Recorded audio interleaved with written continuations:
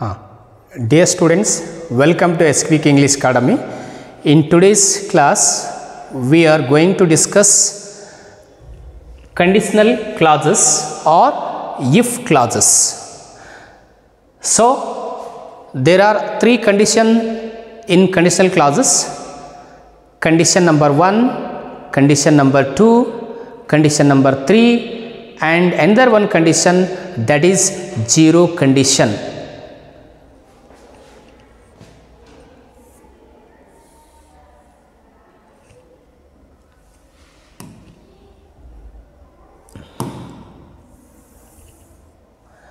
Now we look at the meaning of conditional clause.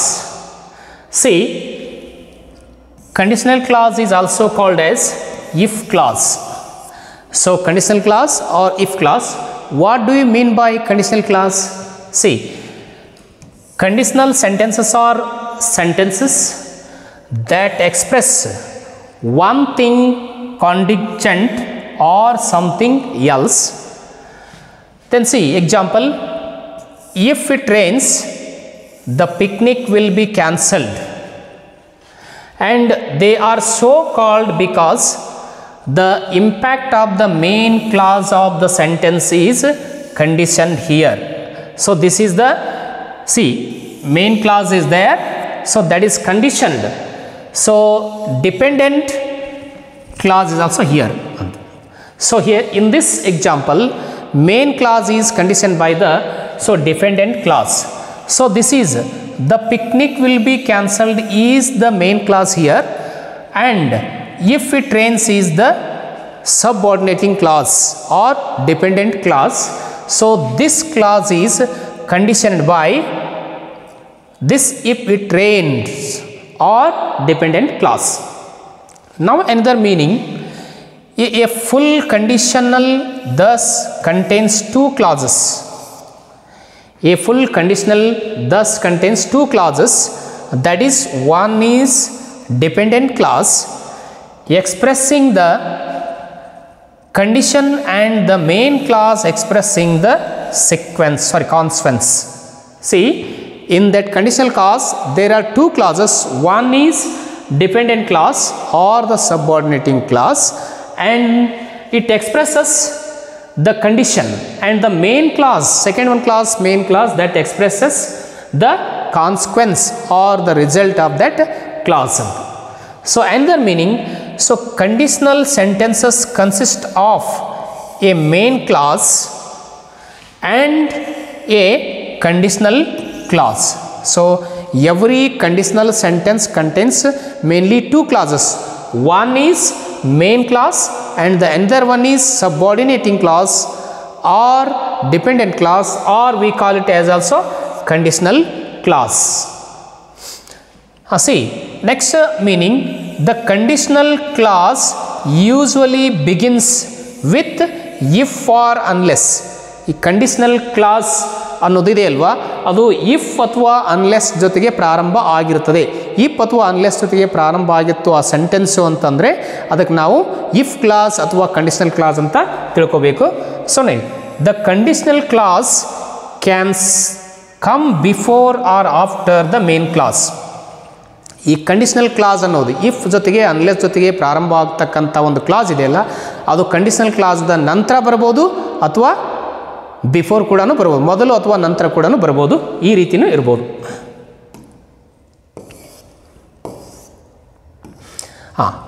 ಈಗ ನೋಡಿ, first ನಾವು ಏನು ಮಾಡೋ ಅಂದ್ರೆ ಕಂಡೀಷನ್ ನಂಬರ್ 1ದಲ್ಲಿ ಏನೇನಿರುತ್ತೆ. First we learn what is condition number 1, what is the structure or the pattern of the condition number 1. First number ಕಂಡೀಷನಲ್ಲಿ ಏನು ಸೆಂಟೆನ್ಸ್ ಪ್ಯಾಟರ್ನ್ ಏನೇನಿರ್ತದೆ ಅನ್ನೋದನ್ನು ನಾವು ತಿಳ್ಕೊಳ್ಬೇಕಾಗಿದೆ, ಅಂದರೆ ನಮ್ಮ ಮುಂದಿನ ಕಂಡೀಷನ್ ಈಸಿಯಾಗಿ ಅರ್ಥ ಆಗ್ತದೆ. ಸೊ, ಕಂಡೀಷನ್ ನಂಬರ್ 1 ನೋಡಿ, ಇಲ್ಲಿ condition number 1,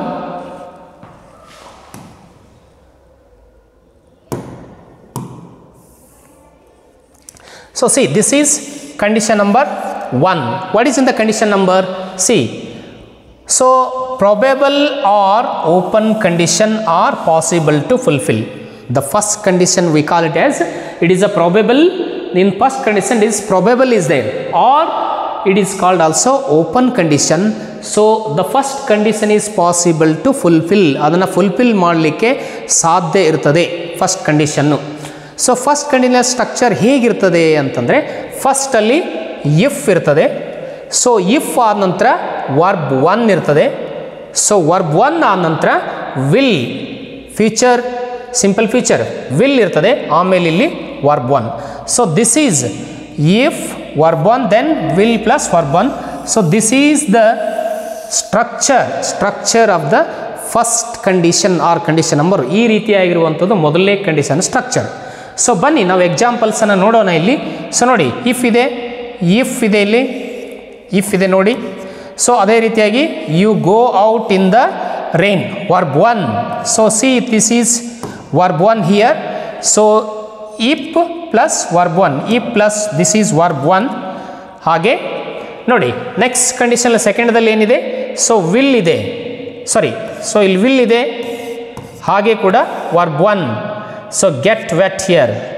so get wet is the verb 1 here. ಅಂದರೆ will plus verb 1, if verb 1, will plus verb 1. This is the structure of the first condition. Example see. So here in the first sentence, so conditional clause is always in simple present tense in first condition. First condition dalli ಯಾವಾಗಲೂ conditional ಅಥವಾ ಈ conditional class ಇರ್ತದಲ್ಲ ಅದು ಯಾವಾಗಲೂ simple present ಟೆನ್ಸಲ್ಲಿ ಇರ್ತದೆ. ಹಾಗೆ ಇಲ್ಲಿ main clause principal class ಇರುತ್ತಲ್ಲ ಅದು ಏನಪ್ಪ ಅಂದ್ರೆ ಸಿಂಪಲ್ ಫ್ಯೂಚರ್ದಲ್ಲಿ ಇರ್ತದೆ. ಫಸ್ಟ್ ಕಂಡೀಷನ್ದಲ್ಲಿ ಕಂಡೀಷನಲ್ ಕ್ಲಾಸು ಸಿಂಪಲ್ ಪ್ರೆಸೆಂಟ್ ಟೆನ್ಸಲ್ಲಿದ್ದರೆ ಅದು ಮೇನ್ ಕ್ಲಾಸ್ ಇರ್ತದಲ್ವ ಅದು ಸಿಂಪಲ್ ಫ್ಯೂಚರ್ ಟೆನ್ಸಲ್ಲಿ ಸೊ ಇರಬೇಕು. ಇದು ಈ ಫಸ್ಟ್ ಕಂಡೀಷನ್ದ ಸ್ಟ್ರಕ್ಚರ್.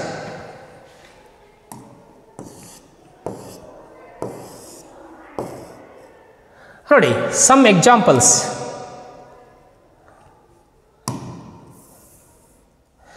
ನೋಡಿ ಇಲ್ಲಿ ಫಸ್ಟ್ ಕಂಡೀಷನ್ ನೋಡಿ ಇಲ್ಲಿ ಇಫ್ ಯು ಟಚ್, ಇಫ್ ಇದೆ, if you touch verb 1 simple present tense. So this is simple present tense, and also you see simple future. So this is simple future, simple present tense and also simple future. So the will is there and also verb 1. So this is, and also see second example, if you read this book, if you read this book you will learn grammar. Condition is there. So this is main clause. So this is dependent clause or subordinate clause. Andre the main clause is conditioned by the dependent clause. Illi main clause ಏನಾಗಿದೆ ಅಂದ್ರೆ dependent clause ಇಂದ condition ಗೆ ಒಳಪಟ್ಟಿದೆ ಅದಕ್ಕಾಗಿ. So next sentence, so ನೋಡಿ if ಇದೆ, so then verb 1 ಇದೆ. So then if he go fast he will catch the bus. So will ಇದೆ, then verb 1. So will plus verb 1 here. So if plus verb 1 ನೋಡಿ if he goes fast he will catch the bus ಅಂತಂದರೆ first ಇದರಲ್ಲಿ ಏನಿರುತ್ತೆ ಅಂದರೆ ಕಂಡೀಷನ್ದಲ್ಲಿ if plus verb 1 ಇರುತ್ತೆ. ಹಾಗೆ ಇಲ್ಲಿ ಸೆಕೆಂಡ್ದಲ್ಲಿ simple ಫ್ಯೂಚರಲ್ಲಿ ಇಲ್ಲಿ will plus verb 1. So this is condition number 1.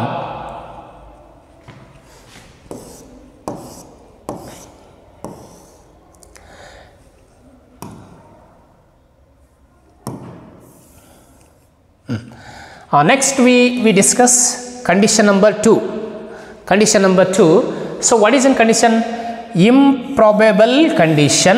We call it condition number 2 as improbable condition or hypothetical condition. Athwa. So this condition number 2 is theoretically possible to fulfill. Condition number 2 is theoretically possible to fulfill. So what is the structure of condition number 2? So first if is there, then verb V2 here.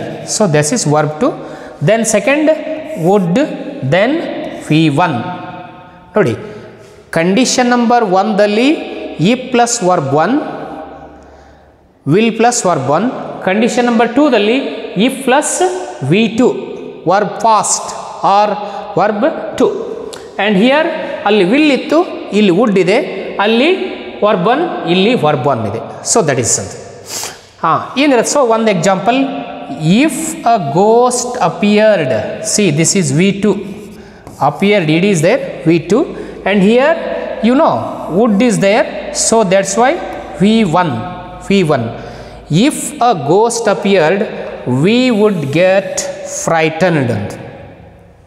So what is tense? Simple past tense, because appeared is V2, so this is simple past tense.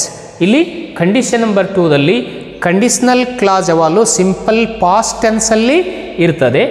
ಹಾಗೆ ಕೂಡ ಇಲ್ಲಿ second sentence ಅಲ್ಲಿ ಇಲ್ಲಿ would plus V1 ಬಂದಿರುತ್ತೆ, ಅಂದರೆ ಇದು conditional past ಇರುತ್ತೆ.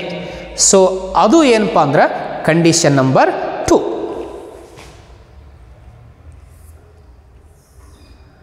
Examples, some other examples for condition number 2. See here, if I were a bird, I would fly to you. So here V2, this is V2, simple past tense, and again would plus V1. The second example, see, simple past tense V2. Then if I won a lottery, I would buy a luxurious car. See here would is there plus V1. So that is second sentence. If I were, see this is V2, if I were your boss, I would support your proposal. So here would is there and also support V1. This is, so this is the these are the examples for condition number 2. ಇವೆಲ್ಲ ಏನಪ್ಪ ಅಂದ್ರೆ second ಕಂಡೀಷನ್ಗೆ ನಾವು ಇಲ್ಲಿ examples ಆಗಿವೆ. ಅಂದ್ರೆ ಏನು, ಇಲ್ಲಿ V2 ಇರ್ತದೆ, ಇಲ್ಲಿ ವುಡ್ ಪ್ಲಸ್ V1 ಇರ್ತದೆ. ಹಾಗೆ ಕೂಡ ಇಲ್ಲಿ ಕೂಡ if I won a lottery V2 plus then would plus V1. Here ಕೂಡ ಇಲ್ಲಿ if I were your boss, ಇಲ್ಲಿ ಕೂಡ V2 ಇದೆ, ಆಮೇಲೆ ಇಲ್ಲಿ ವುಡ್ ಪ್ಲಸ್ V1 ಇದೆ. ಇದು ಕಂಡೀಷನ್ ನಂಬರ್ 2. ನಾವು we go to condition number 3.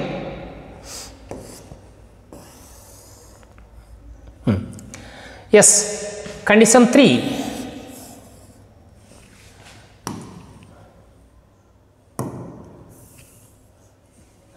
ಈಗ ಕಂಡೀಷನ್ ನಂಬರ್ 3 ಅನ್ನು ನೋಡೋಣ. ಏನಿದೆ ಸ್ಟ್ರಕ್ಚರ್, ಏನಿರುತ್ತೆ ಕಂಡೀಷನ್ ನಂಬರ್ 3 ದಲ್ಲಿ ಅಂತಂದರೆ ನೋಡಿ, ಈಗ ಏನಿದೆ ನೋಡಿ, ಹೇಗಿದೆ, impossible condition, impossible to fulfil. So third ಕಂಡೀಷನಲ್ಲಿ ನೋಡೋಣ, ಇಂಪಾಸಿಬಲ್ ಕಂಡೀಷನ್ ಅಂತ ನಾವು ಕರಿತೀವಿ, ಮತ್ತು ಥರ್ಡ್ ಕಂಡೀಷನ್ ಅಂತಂದ್ರೆ ನಾವು ಫುಲ್ಫಿಲ್ ಮಾಡಿಕೊಳ್ಳಿಕ್ಕೆ ಸಾಧ್ಯ ಆಗುವುದಿಲ್ಲ, ಇದು ಇಂಪಾಸಿಬಲ್ ಟು ಫುಲ್ಫಿಲ್ ಅಂತ ಕರಿತೀವಿ. ಸೊ ಸ್ಟ್ರಕ್ಚರ್ ಪ್ಯಾಟರ್ನ್ ಏನಿರ್ತದೆ, ಥರ್ಡ್ ಕಂಡೀಷನ್ ಪ್ಯಾಟರ್ನ್ ಏನಿರುತ್ತೆ ಸ್ಟ್ರಕ್ಚರು, ಇಲ್ಲಿ ಕೂಡ ಇಫ್ ನೋಡಿ, ಇಫ್ 3 ಕಂಡೀಷನಲ್ಲೇ ಇರ್ತದೆ. Condition number 1, condition number 2, condition number 3 ಎಲ್ಲದರಲ್ಲಿ ಕೂಡ ಇಫ್ ಕಂಪಲ್ಸರಿ ಆಗಿರ್ತದೆ ಕಂಡೀಷನಲ್ಲಿ. ಇಲ್ಲಿ ಏನಿರ್ತದೆ ಅಂತಂದರೆ ಹ್ಯಾಡ್ ಇರ್ತದೆ. ಇಲ್ಲಿ ಇಫ್ ಆದಮೇಲೆ ಹ್ಯಾಡ್, ಆಮೇಲೆ ವರ್ಬ್ 3 ಅಂತಂದರೆ ಇದು ಪಾಸ್ಟ್ ಪರ್ಫೆಕ್ಟ್ ಟೆನ್ಸ್ ಇರ್ತದೆ. ಕಂಡೀಷನ್ ನಂಬರ್ 3 ದಲ್ಲಿ ಕಂಡೀಷನಲ್ ಕ್ಲಾಸಲ್ಲಿ ಪಾಸ್ಟ್ ಪರ್ಫೆಕ್ಟ್ ಟೆನ್ಸ್ ಇರ್ತದೆ. ಸೊ ಅದೇ ಮೇನ್ ಕ್ಲಾಸಲ್ಲಿ ಏನಿರ್ತದೆ, ಮೇನ್ ಕ್ಲಾಸ್ ಯಾವ ಟೆನ್ಸಲ್ಲಿ ಇರ್ತದೆ ಅಂತಂದರೆ ಇಲ್ಲಿ ಇದು ಕೂಡ ಕಂಡೀಷನಲ್ ಕ್ಲಾಸ್ ಇರ್ತದೆ. ಇಲ್ಲಿ ವುಡ್ ಪ್ಲಸ್ ಹ್ಯಾವ್ ಪ್ಲಸ್ ಹಾಗೆ V3 ಇರ್ತದೆ. ನೋಡಿ ಇಲ್ಲಿ ಇಫ್ ಇದೆ, if had plus V3. Here ಇಲ್ಲಿ would plus have plus V3. ಇದು ಥರ್ಡ್ ಕಂಡೀಷನ್ದ ಪ್ಯಾಟರ್ನ್ ಸ್ಟ್ರಕ್ಚರ್ ಹೀಗಿರ್ಬೇಕು ಸೆಂಟೆನ್ಸ್ ಅಂದರೆ. ನೋಡಿ ಒಂದು example, if I had got money I would have given you ಅಂತ ನೋಡಲಿ. ಸೊ ಹ್ಯಾಡ್ ಇದೆ, see had is there, then V3 got V3 is there, then would is there, see would is there. So have is there and V3 it is given, so V3 is there. So ಇಲ್ಲೇನಿರ್ತದೆ, ಇದು past perfect tense. ಇಲ್ಲಿದೆ ನೋಡಿ, had got is past perfect tense. Here principal clause is like this. So have given. So this is condition number 3.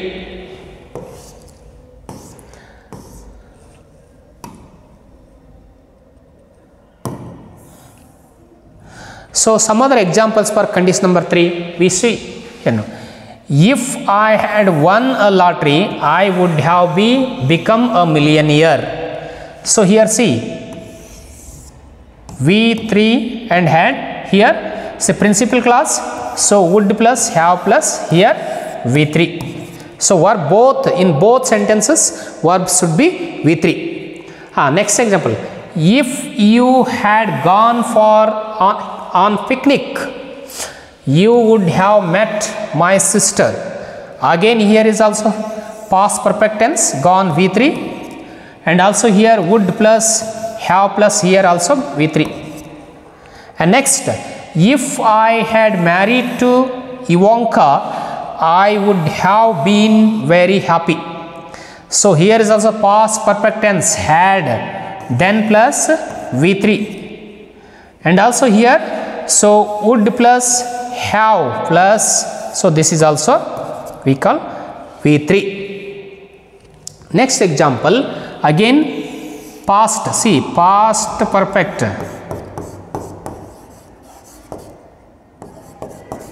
past perfect, see here would is there, have is there, and V3. So this is V3. Again this is also V3. So in third condition, first sentence, the conditional clause should be in past perfect, and the main clause is like this, would plus have plus V3. So this is condition number 3. Now we discuss zero condition.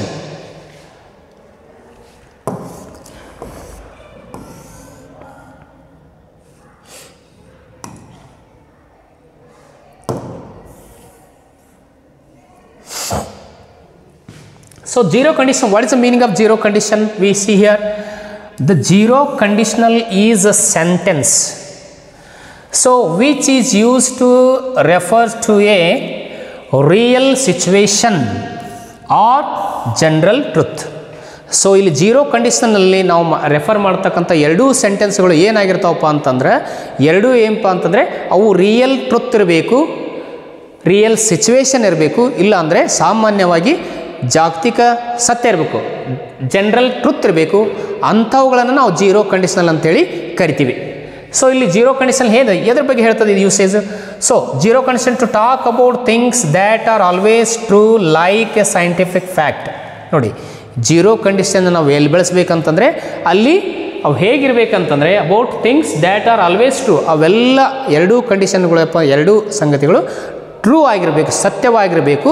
ಹೆಂಗೆ ಸತ್ಯ ಇರಬೇಕಪ್ಪ ಅಂದರೆ ವೈಜ್ಞಾನಿಕ ಸತ್ಯ, scientific fact ಇರುತ್ತಲ್ಲ, ಆವಾಗ ನಾವೇನು ಮಾಡಪ್ಪ ಅಂದ್ರೆ ಜೀರೋ ಕಂಡೀಷನಲ್ ಕ್ಲಾಸನ್ನು ನಾವಿಲ್ಲಿ ಬಳಸಬೇಕು. ನೋಡಿ, ಇದು ಜೀರೋ ಕಂಡೀಷನಲ್ ಪ್ಯಾಟ್ರನ್ ಏನಿರ್ತದೆ? ಸೊ ನೋಡಿ ಇಲ್ಲಿ ಕೂಡ ಸೊ ಇಫ್ ಇದೆ, ಆಮೇಲೆ ಸಬ್ಜೆಕ್ಟ್ ಇದೆ, ಆಮೇಲೆ V1 ಇದೆ. ಸೊ ಅದೇ ರೀತಿಯಾಗಿ ಇಲ್ಲಿ ಕೂಡ ಇಲ್ಲಿ ಮೇನ್ ಕ್ಲಾಸ್, ಸೊ ಇದು ಸಬ್ಆರ್ಡಿನೇಟಿಂಗ್ ಕ್ಲಾಸ್ ಇದೆ, ಇದು ಮೇನ್ ಕ್ಲಾಸ್. ಮೇನ್ ಕ್ಲಾಸಲ್ಲಿ ಏನಿರ್ತದೆ? ಸಬ್ಜೆಕ್ಟ್ ಇರ್ತದೆ, ಮತ್ತಿಲ್ಲಿ V1. ಅಂದರೆ ಇಲ್ಲಿ ನಾವು ತಿಳ್ಕೋಬೇಕು, ಜೀರೋ ಕಂಡೀಷನಲ್ಲಿ ಕಂಡೀಷನಲ್ ಕ್ಲಾಸು ಮತ್ತು ಇಲ್ಲಿ ಇರ್ತಕ್ಕಂಥ ಮೇನ್ ಕ್ಲಾಸು, ಸಬ್ಆರ್ಡಿನೇಟಿಂಗ್ ಕ್ಲಾಸು ಮತ್ತು ಮೇನ್ ಕ್ಲಾಸು ಎರಡೂ ಸಿಂಪಲ್ ಪ್ರೆಸೆಂಟ್ ಟೆನ್ಸ್ನಲ್ಲಿ ಇರುತ್ತೆ. ಜೀರೋ ಕಂಡೀಷನಲಲ್ಲಿ ಕಂಡೀಷನಲ್ ಮೇನ್ ಕ್ಲಾಸ್ ಮತ್ತು ಸಬ್ಆರ್ಡಿನೇಟಿಂಗ್ ಕ್ಲಾಸ್ ಎರಡೂ ಕೂಡ ಸಿಂಪಲ್ ಪ್ರೆಸೆಂಟ್ ಟೆನ್ಸ್ನಲ್ಲೇ ಇರ್ತವೆ. ನೋಡಿಲಿ, ಇಫ್ ಯು ಫ್ರೀಸ್ ವಾಟರ್, ನೋಡಿಲಿ simple present tense. See simple present tense, this is V1. See V1 simple present tense. If you freeze water it turns ice. ನೀನು ಒಂದು ವೇಳೆ ವಾಟರನ್ನು ಫ್ರೀಸ್ ಮಾಡಿದರೆ ಅದು ಏನಾಗ್ತದೆ? ಅದು ಐಸ್ ಆಗ್ತದೆ, ಗಟ್ಟಿಯಾಗಿ ಐಸ್ ಆಗ್ತದೆ. ಇದು ಸೈಂಟಿಫಿಕ್ ಫ್ಯಾಕ್ಟು, ಇದು ಸತ್ಯ, ಇದು ಜನರಲ್ ಟ್ರುತ್. ಅದಕ್ಕಾಗಿ ನಾವು ಇದನ್ನು ಜೀರೋ ಕಂಡೀಷನ್ ಅಂತ ಕರಿತೀವಿ. ಸೊ ನೋಡಿ, ಇಲ್ಲಿ ಕೂಡ ಸಿಂಪಲ್ ಪ್ರೆಸೆಂಟ್ ಟೆನ್ಸ್ ಇದೆ. ಸೊ ಇಲ್ಲಿ ನೋಡಿ ಟರ್ನ್ಸ್ ಇದೆ, ಎಸ್, ಅದಕ್ಕಾಗಿ ಇದು ಕೂಡ ಸಿಂಪಲ್ ಪ್ರೆಸೆಂಟ್ ಟೆನ್ಸಲ್ಲಿದೆ. ಹಾಂ, see some examples for zero ಕಂಡೀಷನ್ಗೆ ಕೆಲವು ಎಕ್ಸಾಂಪಲ್ಸ್ಗಳು ನೋಡೋಣ ಈಗ.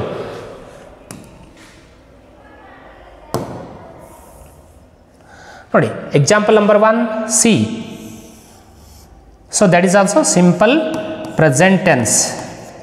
Here also simple present tense. So turns and also freeze.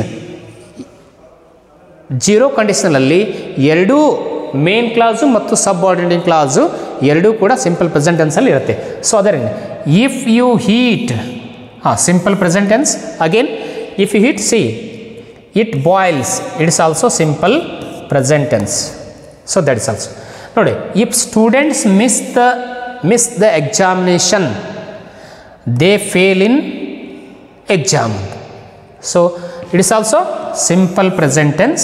It is also simple present tense. ನೋಡಿ, if babies are hungry they cry. If babies are hungry they cry. So this is general truth. It is always true. ಮಕ್ಕಳು ಹಸಿವಾದಾಗ ಅಳ್ತವೆ ಅಂತ. So ನೋಡಿ,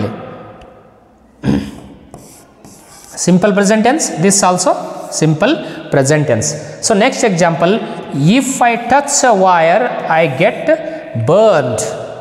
I get burned. So here V1, this is also V1.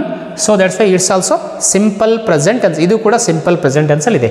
So last example ನೋಡಿ, if you heat snow it melts. So ಇದು ಕೂಡ if you heat, ಇದು ಕೂಡ V1. So this is it melts, ಇದು ಕೂಡ V1. ಅಂದರೆ zero ಕಂಡೀಷನಲ್ಲಿ main class ಮತ್ತು ಸಬ್ಆರ್ಡಿನೇಟ್ class ಎರಡೂ ಕೂಡ ಏನಾಗಿರ್ತದೆ ಅಂತಂದರೆ ಅವು ಸಿಂಪಲ್ ಪ್ರೆಸೆಂಟ್ ಟೆನ್ಸಲ್ಲೇ ಇರ್ತವೆ. ಸಿಂಪಲ್ ಪ್ರೆಸೆಂಟ್ ಟೆನ್ಸಲ್ಲಿದ್ದರೆ ಅದಕ್ಕೆ ನಾವು ಜೀರೋ ಕಂಡೀಷನ್ ಅಂತ ಕರಿತೀವಿ. ಮತ್ತು ಇನ್ನೊಂದು ಜೀರೋ ಕಂಡೀಷನಲ್ಲಿ ಇರತಕ್ಕಂಥ ಮೇನ್ ಕ್ಲಾಸು ಮತ್ತು ಸಬ್ಆರ್ಡಿನೇಟ್ ಕ್ಲಾಸ್ ಎರಡೂ ಕೂಡ ಏನಪ್ಪ ಅಂದ್ರೆ ಜಾಗತಿಕ ಸತ್ಯ, ಯೂನಿವರ್ಸಲ್ ಟ್ರುತ್ ಇರಬೇಕು, ಸೈಂಟಿಫಿಕ್ ಫ್ಯಾಕ್ಟ್ ಇದ್ದಾಗ ಅವುಗಳನ್ನು ನಾವು ಬಳಸ್ತೇವೆ. ಸೊ ಇವತ್ತಿನ ಒಂದು ವಿಡಿಯೋದಲ್ಲಿ ಇಷ್ಟು ನಾವು ಈ ಕಂಡೀಷನಲ್ ಕ್ಲಾಸ್ ಬಗ್ಗೆ ನಾವಿಲ್ಲಿ ಡಿಸ್ಕಸ್ ಮಾಡಿದ್ದೇವೆ. ಸೊ ನೀವೇನಾದರೂ ನಮ್ಮ ಚಾನಲನ್ನು ಮೊದಲ ಬಾರಿಗೆ ನೋಡ್ತಾ ಇದ್ದರೆ ನಮ್ಮ ಚಾನಲ್ಗೆ ಸಬ್ಸ್ಕ್ರೈಬ್ ಮಾಡಿ. ಸೊ ಪ್ರತಿ ಶನಿವಾರ ಮತ್ತು ಮಂಗಳವಾರ ನಾವು ಬೇರೆ ಬೇರೆ ಗ್ರಾಮರ್ಗೆ ಸಂಬಂಧಪಟ್ಟಂಥ ವಿಡಿಯೋಗಳನ್ನು ಇಲ್ಲಿ ಅಪ್ಲೋಡ್ ಮಾಡ್ತಾ ಇರುವೆ. ಸೊ ವಿಡಿಯೋವನ್ನು ನೋಡಿದ್ದಕ್ಕಾಗಿ ಧನ್ಯವಾದಗಳು.